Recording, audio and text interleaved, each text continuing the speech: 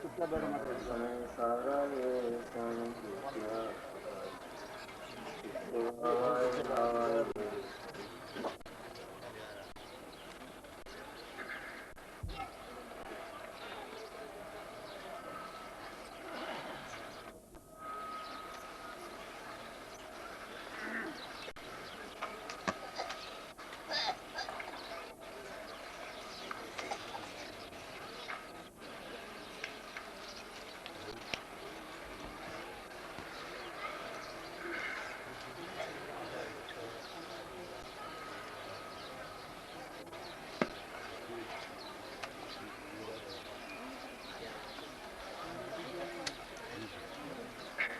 समय सार कर्मागम है। कर्ता कर्म अधिकार की अंतिम गाथा 144,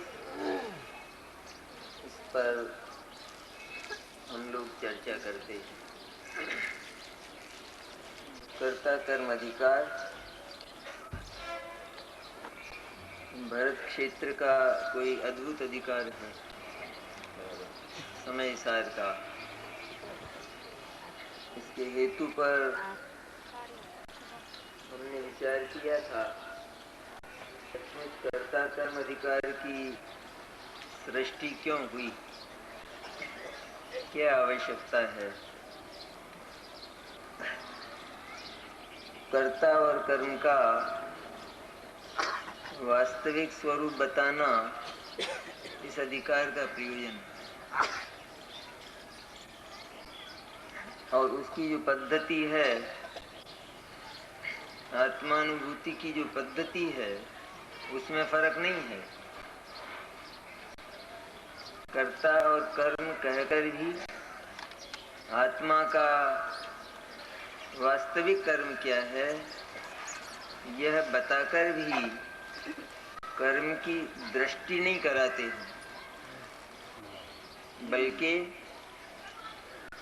कर्म को अदृश्य करके और जो निष्कर्म चैतन्य है उसकी दृष्टि से सहज स्वाभाविक सुंदर और पवित्र कर्म का जन्म होता है। कर्म का जन्म भी सहज होता है, कार्य का जन्म भी सहज होता है। ये इस अधिकार का प्रयोजन है, बताना कर्म है। क्यों कर्ता कर्म अधिकार है, तो आत्मा का वास्तविक कर्म क्या है,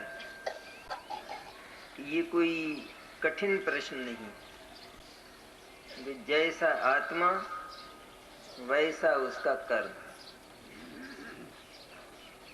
आत्मा आनंद स्वभाव वाला है, ज्ञान स्वभाव वाला है, दर्शन ज्ञान चारित्र वाला है, तो आनंद उसका कर्म हुआ, दर्शन ज्ञान चारित्र उसका कर्म हुआ। यदि आत्मा आनंद का बना हुआ आनंदमय तत्व है, तो फिर आनंद का भोग उसका कर्म हुआ, क्योंकि वह उसके भीतर भरा है। भरा है तो वो निरंतर उसका भोग करे, ये उसका वास्तविक कर्म है। इसके विरुद्ध जो कर्म आत्मा में हुए, मैंने आत्मा में तो नहीं हुए, लेकिन सचमुच जिनको आत्मा ने अपना कर्म माना, कर्म जाना, वे सब दुष्कर्म थे, वे सब अनाचार थे। अन्य पदार्थ में आत्मा ने अपना कर्तृत्व माना, वो अनाचार था, दुराचार, अत्याचार, अतिक्रमण है। दूसरे के घर में, दूसरे की सीमा में प्रवेश करना चाहता है आत्मा, तो कौन सा पाप नहीं हुआ उसे। चोर नहीं है वो, बेईमान नहीं है। लोक में अपने को ईमान और धर्म वाला कहने वाले लोग, हम व्यवसाय में एक नए पैसे की बेईमानी नहीं करते। ऐसा मानने वाले, ऐसा कहने वालों को कुंद कुंद सचेत करते, सतर्क करते कि तुम संपूर्ण विश्व में अतिक्रमण करते हो। ट्रेस पासर को सजा नहीं होती। जो ट्रेस पास करता है, जहाँ उसका अधिकार नहीं है वहां वो जाना चाहता है तो उसको सजा होती है। लौकिक लोकोत्तर मार्ग कितना मिलता है कई बातों में। तो लोक में भी जो अतिक्रमण करता है उसको सजा होती है। भारतवर्ष में एक हिंदुस्तानी और एक अंग्रेज में अगर किसी विषय पर झगड़ा हो जाए तो वो निपट जाएगा, लेकिन भारतवर्ष की 1 इंच भूमि पर कोई अधिकार करना चाहे तो महायुद्ध होगा। वो बहुत बड़ी समस्या है, 1 इंच भूमि। और आत्मा तो कोई 1 इंच और 2 इंच का प्रश्न नहीं है। यह तो आलोक तक जाकर उस पर भी अपना अधिकार करना चाहता है। आकाश पर भी आत्मा अपना अधिकार मानता है, और बातें शरीर आदि पर तो मानता ही है, लेकिन वैसे तो जिसने एक अणुमात्र पर भी राग किया, एक अणुमात्र पर भी जो प्रीतिवंत हुआ, उसने विश्व में कौन पदार्थ छोड़ा। एक चोर एक रात में केवल एक ही घर में चोरी कर पाता है, लेकिन उसने विश्व का कौन सा घर छोड़ा है? एक भी घर नहीं छोड़ा है, भले वो नहीं कर पाएगा अपनी जिंदगी में। इस तरह आत्मा ने यदि एक अणु पर भी अपना अधिकार माना तो उसने विश्व का कोई पदार्थ अपने कर्तृत्व और स्वामित्व की सीमा के बाहर नहीं रखा। कर्तृत्व माने स्वामित्व, जिसका कर्ता होता है वो स्वामित्व के बिना कभी कर्ता नहीं होता। व्यवसाय में बहुत लोग होते हैं, काम करने वाले बहुत लोग होते हैं, लेकिन कर्ता एक होता है, स्वामी एक होता है। लाभ और हानि का सारा उत्तरदायी वो होता है। सजा अगर कभी होने का मौका आता है तो उसको होता है, काम करने वालों को सजा नहीं होती। काम करते लोग दिखाई देते हैं, लेकिन वे कर्ता नहीं होते, वे प्राकरणिक नहीं होते। प्राकरणिक वह है कि जो काम करता हुआ दिखाई नहीं दे रहा। यहाँ आत्मा किसी पदार्थ का काम कर ले, ये बात तो हराम है बिल्कुल, ये तो होना ही नहीं है।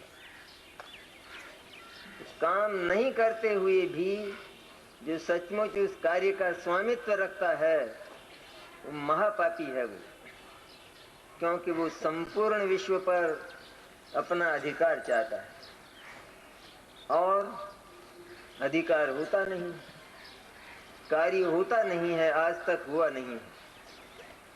यदि इस अनादि काल में एक भी आत्मा का एक समय का कर्तृत्व साकार हो गया होता तो विश्व की व्यवस्था बदल जाती।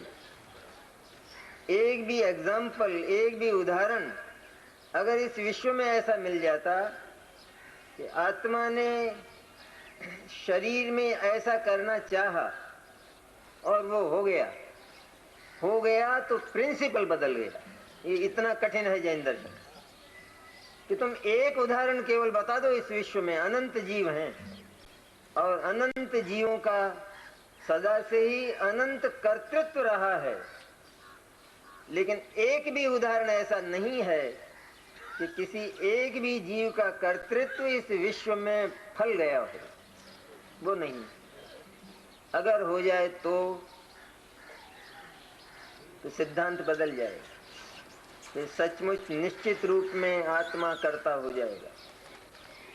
कानून कोई भी तोड़े और उसने अगर तोड़ दिया और टूटा हुआ मान लिया तो भी टूट गया, हर कोई तोड़ सकता।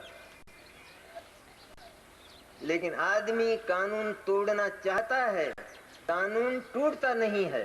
और सजा होती है उसको। कहा यह जाता है कि कानून तोड़ दिया है, लेकिन टूटा नहीं है कानून। टूट गया होता तो लागू कैसे होता फिर, इसलिए टूटता नहीं है। इस तरह विश्व का कानून है ये कि पदार्थ अत्यंत ही स्वतंत्र रूप से इस विश्व में रहते हैं और अपना काम करते हैं। आत्मा व्यर्थ उनका बोझ लेकर परेशान है, आकुल व्याकुल है। उस बोझ को उतारना और उससे उत्पन्न जो अनंत आकुलता है उससे मुक्त करना कर्ता कर्म अधिकार का प्रयोजन, मूल प्रयोजन यह है। और इसमें क्या है, कर्ता कर्म में भी आत्मा अकर्ता है। क्योंकि यहाँ क्या करना है कि किसी पदार्थ को ये करता था और उसे बंद करना है, कोई काम ये करता था और उसे बंद करना है, कि वो तो नहीं है बात। किसी पदार्थ को का ये आदान प्रदान करता था और उसको बंद करना है, कि वो भी नहीं है बात। मोक्ष मार्ग इसलिए सरल है कि पहले यह ऐसा जानता था, सिर्फ जानता था ऐसा, और अब इसने यह जानना बंद करके यह माना कि मैं अकर्ता, कुछ भी करने वाला नहीं, कुछ करने की आवश्यकता भी नहीं, करने वाला नहीं, मैंने लाचार हूं, वो नहीं है बात। क्योंकि वो भी उसमें से निकलता है कि नहीं करता है तो लाचार होगा, बेबस होगा, शक्ति नहीं होगी, ताकत नहीं होगी, करने आवश्यकता नहीं, जरूरत नहीं है। किसी के पास यदि बल है तो वह अपनी रचना के लिए होता है।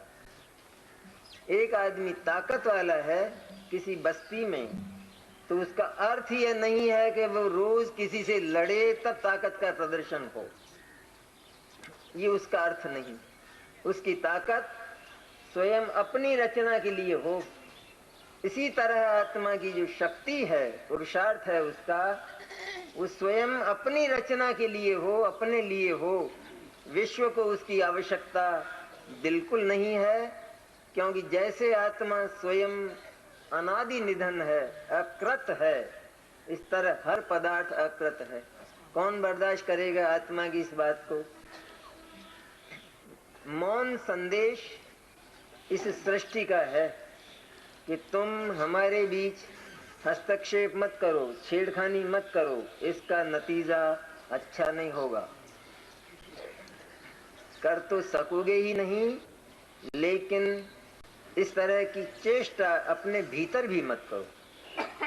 लेकिन ये सुनता नहीं है, और अंत में जो होता है उसे सब जानते हैं।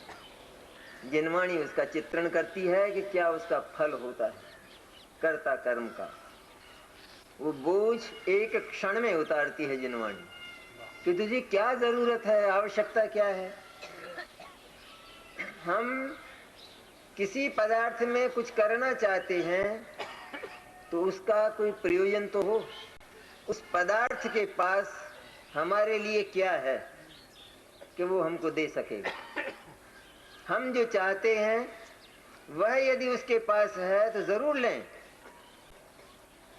कोई आचार्य थोड़े इनकार करते हैं, वो तो ये कहते हैं उसके पास अगर है, तुम्हारे पास अगर नहीं है, उससे तुम्हारा काम चल सकता है और वह तुम्हें देने को तैयार है तो अवश्य ले लो, हम समय सार बदल देंगे, हमें कोई दिक्कत नहीं। लेकिन प्रश्न यह है कि ये होता ही नहीं है और तुम्हें जरूरत नहीं है। दो बात है। तुम इतने भरचक हो कि तुम्हारे पास कुछ रखने की जगह ही नहीं है। कहाँ रखोगे लेकर? एक एक चप्पा चप्पा तो तुम्हारा आनंद से भरा हुआ है, वैभव से भरा हुआ है, वैभव संपन्न है आत्मा। बस यह बात एक बार भी ज्ञान ने और श्रद्धा ने स्वीकार नहीं। दीन और दरिद्री तो लगा, कमियों की चर्चा तो रही सदा, और जगत के पदार्थों की कमियों की चर्चा अगर नहीं की हो तो भी अपने भीतर ही अपनी कमियों की चर्चा की। दुखी हैं क्या है, क्या हाल पूछते हो? दुखी हैं। किसी को कहा जाए तो अज्ञानी है, ज्ञान नहीं है हमारे पास। पर आचार्य तो ये कहते हैं कि तू दुख का बना हुआ कहाँ है? दुख तो विकार है, और विकार का बना हुआ कोई पदार्थ होता नहीं है। आदमी उसे नहीं कहते कि जिसको बुखार आता हो, ये आदमी का लक्षण है। बुखार आता तो है, आ सकता है, लेकिन वह आदमी का लक्षण नहीं है। इस तरह आत्मा उसे नहीं कहते कि जो दुखी रहता, जो अज्ञानी हो, क्योंकि उसके भीतर अज्ञान का और दुख का नाम निशान भी नहीं है। आनंद की सिद्धि दुख से हो जाती है आत्मा में। कहाँ है आनंद, कहाँ है? दिखता दिखाता कुछ है नहीं। जिस तरह दिखता है उस तरह देखना चाहता नहीं है, और जिस तरह नहीं दिखता है तो उस तरह आंखें फाड़ फाड़ कर देखता है, पर दिखाई नहीं देगा। क्यों? आत्मा किस तरह दिखाई देता है वो इस गाथा का विषय है। कैसे दिखाई देता है?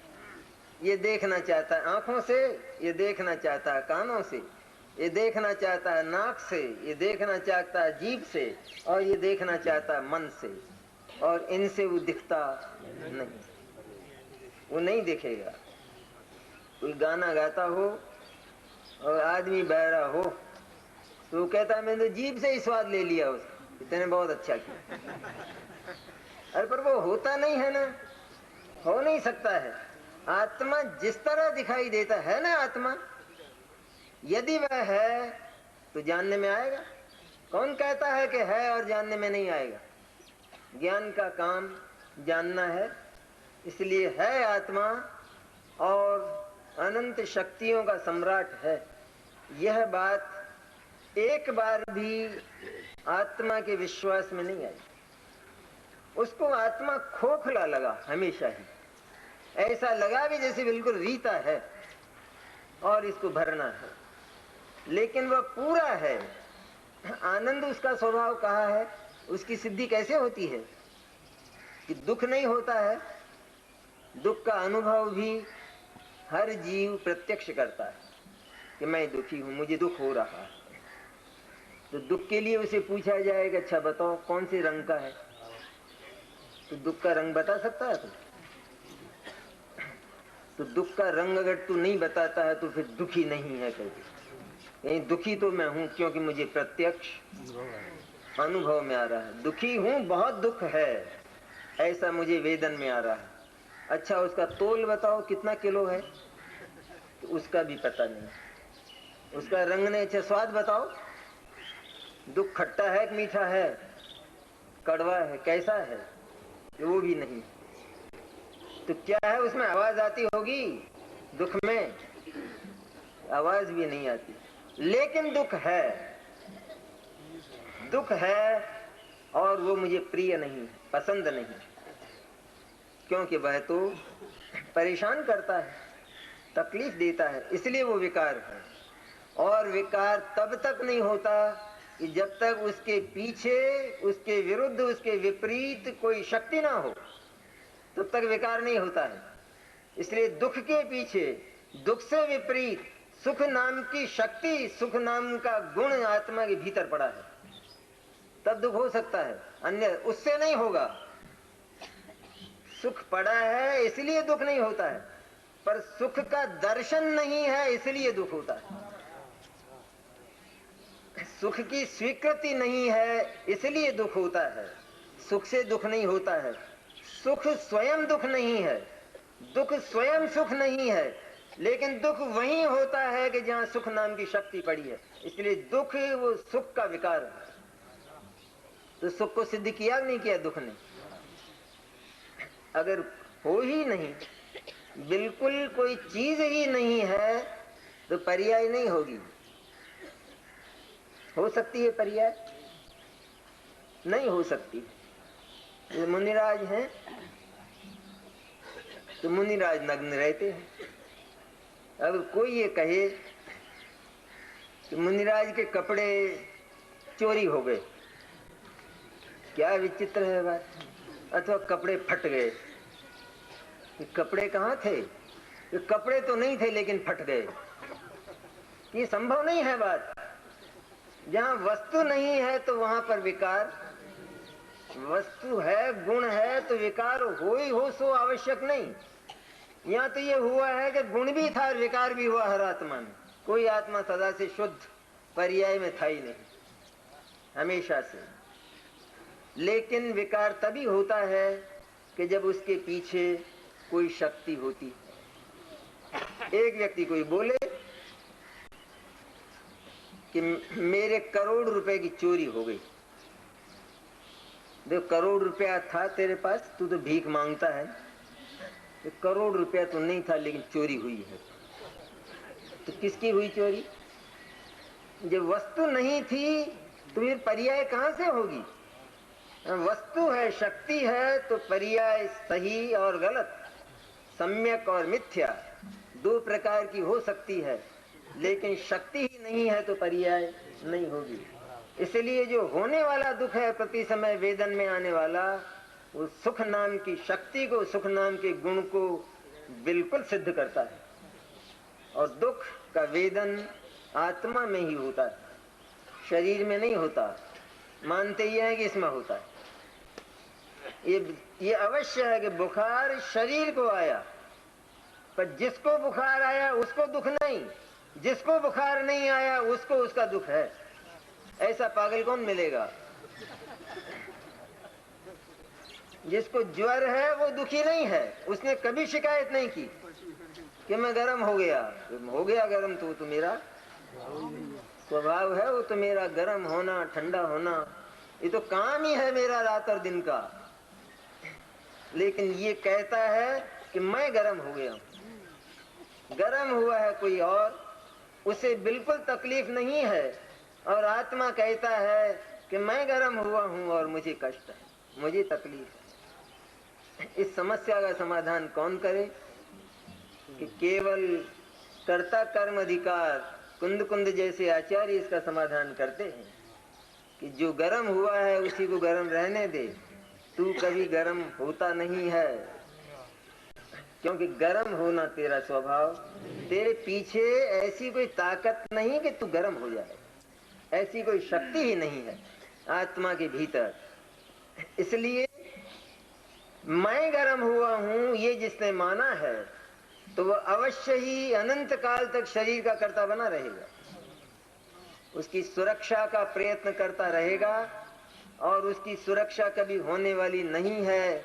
इसलिए कष्टों के पर्वत सदा इस पर गिरते रहे, मुक्त नहीं हो सकेगा।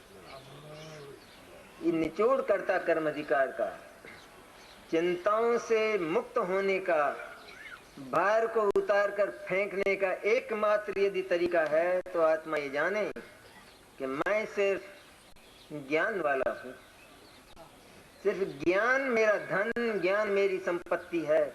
और ज्ञान वो कितना पवित्र और कितना निर्मल है। सिर्फ ज्ञानी का ज्ञान ही नहीं, पर अज्ञानी का ज्ञान भी इतना ईमानदार है। भले ही अज्ञानी कुछ भी करता हो, लेकिन अज्ञानी का ज्ञान भी स्वयं अपने भीतर उत्पन्न होने वाले क्रोध को आत्मसात नहीं करता। उस ज्ञान में क्रोध आता नहीं है अज्ञानी के ज्ञान। हाँ, वो मानता जरूर है कि मैं क्रोधी हो गया। क्रोध का प्रतिबिंब, क्रोध की झलक, क्रोधाकार जो ज्ञान है, क्रोध के आकार होने वाला अर्थात क्रोध को जानने वाला जो ज्ञान है, वो ज्ञान है, वो क्रोध नहीं है, क्योंकि क्रोध में ज्ञान नहीं है। इसलिए क्रोध स्वयं जानता नहीं है, लेकिन वो जाना जाता है ज्ञान के द्वारा। ज्ञान में जो क्रोध दिखाई देता है वो क्रोध नहीं है, क्योंकि ज्ञान में जो क्रोध दिखाई देता है वो अगर क्रोध हो तो ज्ञान क्रोध हो जाएगा। ज्ञान और क्रोध आ गया ना उसमें। ज्ञान की सीमा में अगर क्रोध का प्रवेश हो जाए तो दोनों एक में एक हो जाएंगे। इतनी सुंदर वस्तु व्यवस्था है। ये तो आत्मा के भीतर की बात।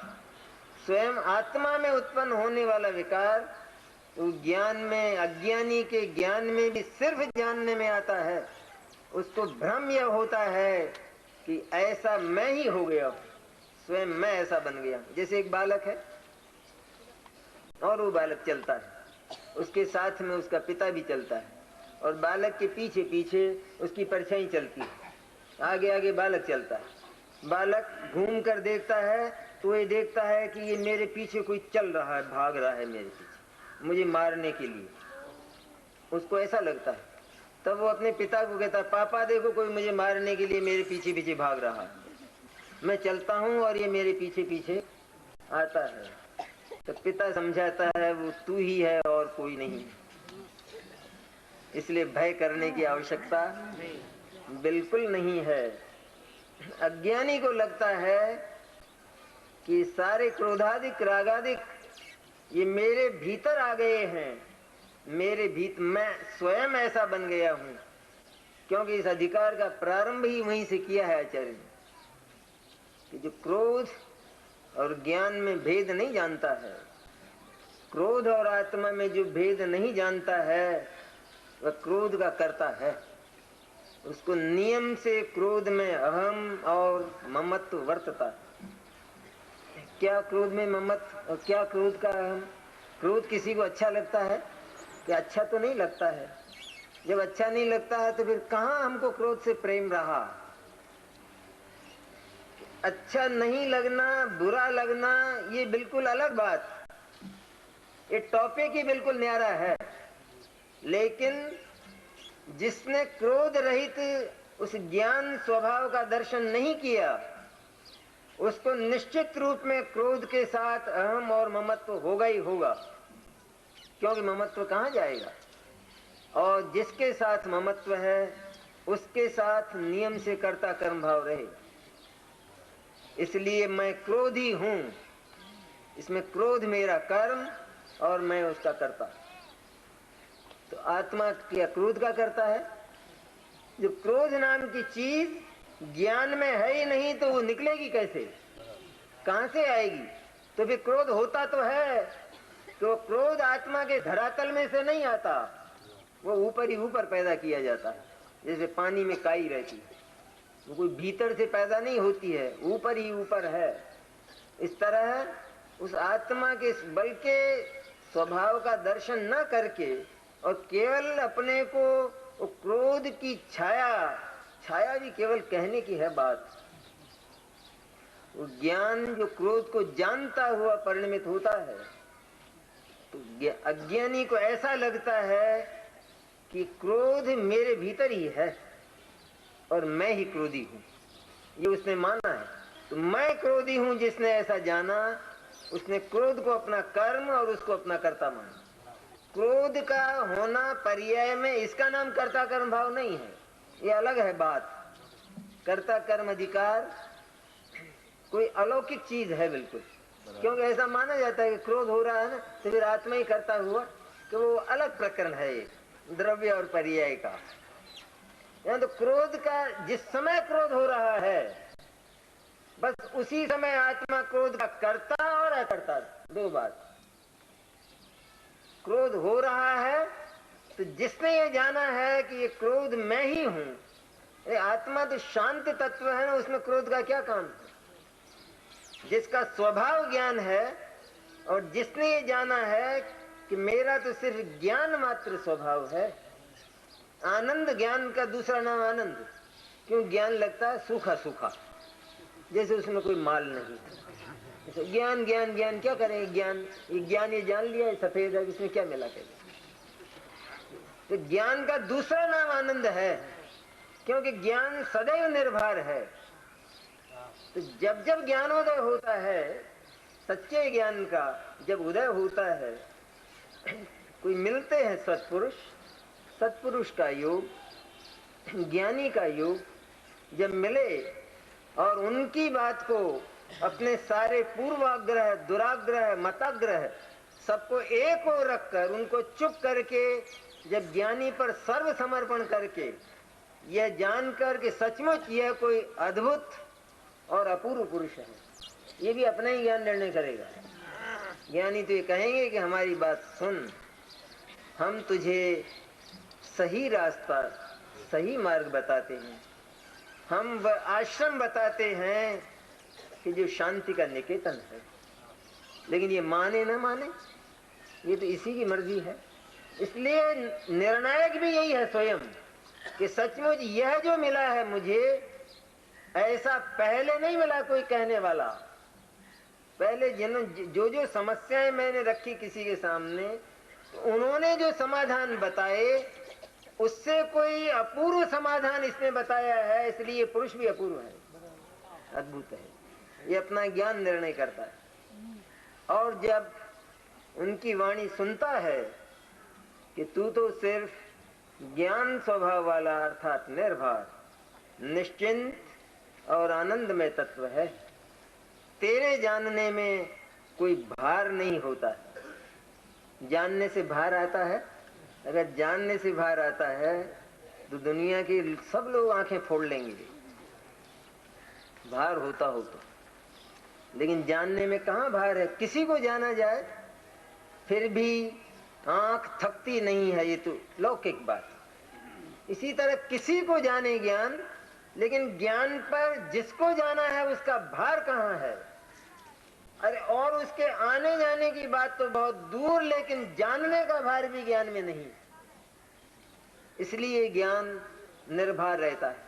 तो जब ज्ञान का उदय हुआ सत्पुरुष के योग से, और उन्होंने कहा कि तू मात्र ज्ञान और आनंद है, कौन सी चिंता और कौन सी फिक्र तेरे को, किस बात की चिंता और किस बात की फिक्र तेरे को। जब ज्ञान उदय हुआ और उसने देखा, विश्व की व्यवस्था को देखा, तो उसने ये जाना कि सभी अपने अपने में मस्त हैं। जितने भी पदार्थ हैं, हर पदार्थ अपनी अपनी क्रिया में, अपनी अपनी परिणति में एकदम तल्लीन है। मौन है ये विश्व सारा का सारा, एकदम छांव द्रव्य है पर से मौन। जब ये देखा तो क्या देखा फिर कि यहाँ कुछ करना ही नहीं है, यहाँ क्या करें, क्योंकि यहाँ करने की कोई जगह है और कोई करने का अवकाश लगता ही नहीं। और यह जाना तो क्या फिर जानता ही रहा? जानता रहा तो उससे बड़ा मूर्ख कौन होगा? फिर क्या जानता रहे कि जहां कुछ करने का अवकाश नहीं है, जहां कुछ देने का अवकाश नहीं है, जहां से कुछ लेने का अवकाश नहीं है, कोई अवकाश ही नहीं है कुछ। सबके सब मेरे से अन्य हैं, पराये हैं, और सबके सब स्वतंत्र और आजाद हैं। सारी सृष्टि आजाद है। जब ये जाना तो ये जानते ही ज्ञान वहां से फिर गया, लौट गया, यहाँ मेरा काम बिल्कुल नहीं है। तो फिर कहाँ आया? फिर कहाँ आया? जानना बंद करने की बात चलती है ना, कि नौ तत्व को भी जानना, वही चर्चा है ये भी स्थूल रूप में। बारीक चर्चा तो आप परम आध्यात्मिक बात तो सुनते ही हैं, लेकिन ये भी तो एक तत्व है ना।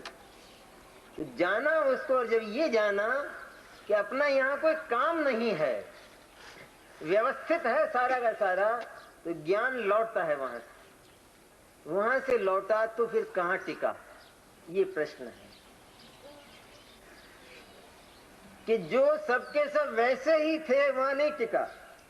अपने भीतर भी एक पहलू ऐसा है, अज्ञान का, असंयम का, मिथ्या दर्शन का, राग द्वेष का, पाप पुण्य का, क्रोध मान माया लोभ का, विभाव का, पर्याय का। एक पहलू ऐसा है कि जिसकी व्यवस्था की आवश्यकता नहीं है। जैसे उस विश्व की व्यवस्था की आवश्यकता नहीं, उसकी व्यवस्था की आवश्यकता नहीं है क्योंकि वो व्यवस्थित है। तो क्या मैं अव्यवस्थित हूं? वो व्यवस्थित और मैं अव्यवस्थित। तो मेरी भी एक एक पर्याय, वर्तमान में तो भले ही विकार है, विकार से ही प्रारंभ हो रहा है सारा का सारा, अज्ञान से ही ज्ञान की ओर जा रहा है। ये अज्ञान और अज्ञान जन्य जो क्रोधादिक हैं, ये भी सारे के सारे अत्यंत व्यवस्थित हैं। इनको न मुझे छोड़ना है और न इनको मुझे, मैंने इनको ग्रहण किया। क्रोध को आत्मा ने ग्रहण नहीं किया, तो क्रोध को आत्मा छोड़ता भी नहीं है। छोड़ने और ग्रहण करने का धंधा, ये धंधा है कि जो कभी पूरा होने वाला नहीं। धंधा पूरा होने वाला है क्या कभी? ग्रहण नहीं करेंगे कहते हैं, लेकिन छोड़ेंगे जरूर कहते हैं। तो भाई ग्रहण करने में जो कर्तृत्व है तो छोड़ने में भी तो वही कर्तृत्व है। जिसने पकड़ा वही छोड़ने गया। ये कर्तृत्व नहीं, ये काम नहीं है, छोड़ना काम नहीं है, वो भी है। और ज्ञान को तो इतनी फुर्सत, क्योंकि वो ग्राहक नहीं है और वो त्यागता भी नहीं है। केवल त्याग का नाम लिया जाता है, लेकिन ज्ञान कोई त्याग करता नहीं। त्याग करे तो ज्ञान का ही त्याग हो, फिर आत्मा ही ना रहे। इसलिए कुछ भी त्याग करने के लिए उसके पास नहीं है और ग्रहण करने के लिए भी कुछ नहीं है। तो जब जाना, विश्व को व्यवस्थित जाना और अपने भीतर जितना कुछ है पर्याय का पहलू, उसको व्यवस्थित जाना, तो व्यवस्थित जानकर फिर वहां टिकने की बात संभव ही नहीं है। क्योंकि व्यवस्थित है तो यहाँ मेरा कोई काम नहीं है। जहाँ काम नहीं है वहां टिकना नहीं। व्यवस्थित जान ले और फिर भी वहां नजर को टिका कर खड़ा रहे तो उसने व्यवस्थित नहीं जाना, उसको कर्म जाना है उसको। बराबर। और कहता है कि मैं तो जानता हूं खाली, कि जानना मेरा काम नहीं है, कि जानने की तमीज सीखो। तुमको जानने की तमीज बिल्कुल नहीं है। इसे जानना कहते हैं कि जिसे सिर्फ जानना है, जो अत्यंत व्यवस्थित है, जहाँ हमारा काम नहीं है, उसको जानते रहना, ये जानना नहीं है। ये तो बहुत बड़ा अनाचार है। तेरा आचरण मिथ्या है, झूठा है, दुराचारी है। तू जानने के नाम पर कोई मतलब रखता है। तेरा मतलब है तुझे जानना नहीं है, खाली किसी दूसरे की जेब में पैसे हैं, नोट हैं, और हमें मालूम है कि है इनकी जेब में पैसे हैं, बस इतना तो हुआ। लेकिन अब ये क्या कहता है कि जरा देख तो लूं कितने हैं।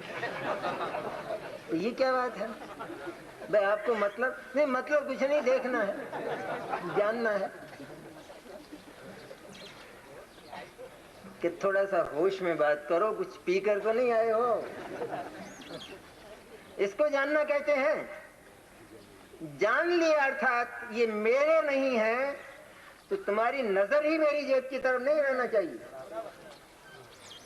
अगर मेरी जेब की तरफ तुम्हारी नजर है जानने के नाम पर, तो तुमसे बड़ा चोर जगत में दूसरा नहीं है। अपराधी हो तुम। जानने के नाम पर ये अनाचार, जानने के नाम पर ये कर्तृत्व, जानने के नाम पर ये मिथ्या दर्शन का पोषण, ये सदा से हुआ। कर्तृत्व के नाम पर तो हुआ ही है। बहुत बड़ी भूल है। जिसको सिर्फ जानना ही है, उसका क्या जानना है?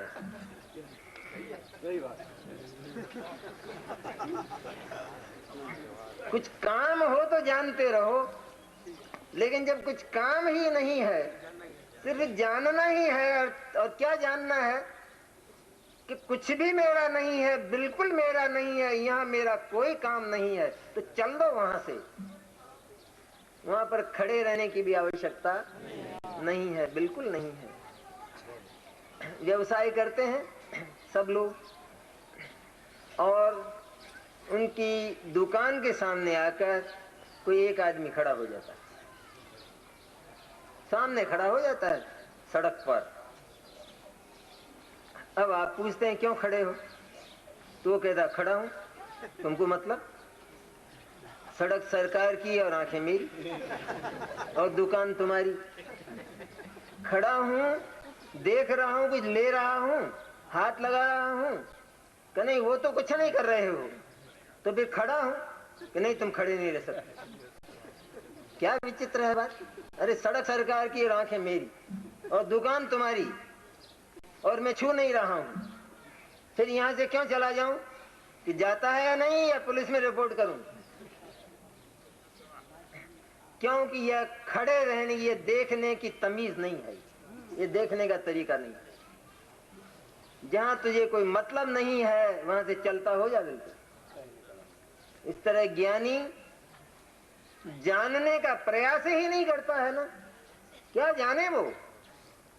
जैसे केवल ही जानते हैं, ठीक ऐसा ही शुद्ध ज्ञान है, उसने जान लिया है कि अणु मात्र भी मेरा नहीं और वहां मेरी व्यवस्था का कोई अवकाश नहीं, बिल्कुल नहीं। ये जान लिया, ये जानते ही वहां से फिरती है दृष्टि और अपने भीतर जो पर्याय का पहलू देखता है वो भी व्यवस्थित है, उसमें भी आगे पीछे कुछ करना नहीं है।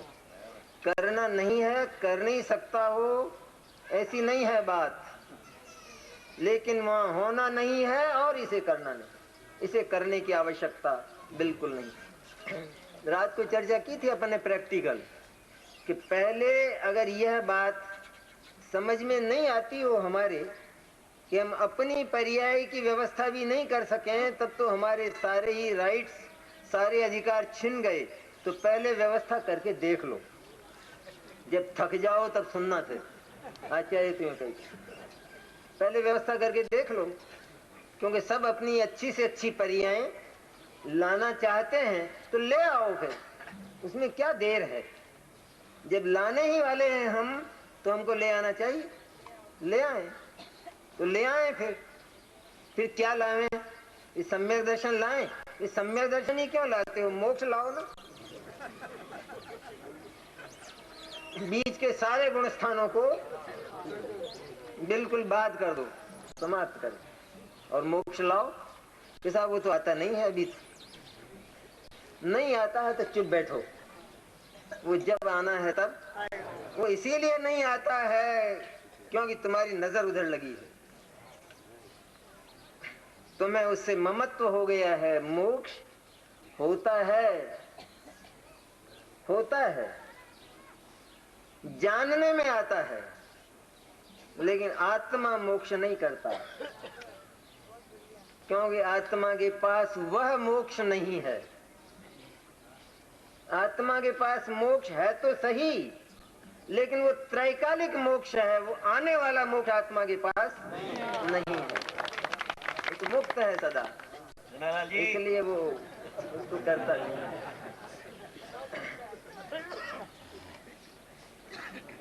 वह मोक्ष आत्मा के पास हो तो आत्मा लांछित होता है, कलंकित होता है, क्योंकि वह मोक्ष बंधन के बिना नहीं आता। पहले बंधना पड़े तब वो मोक्ष हो।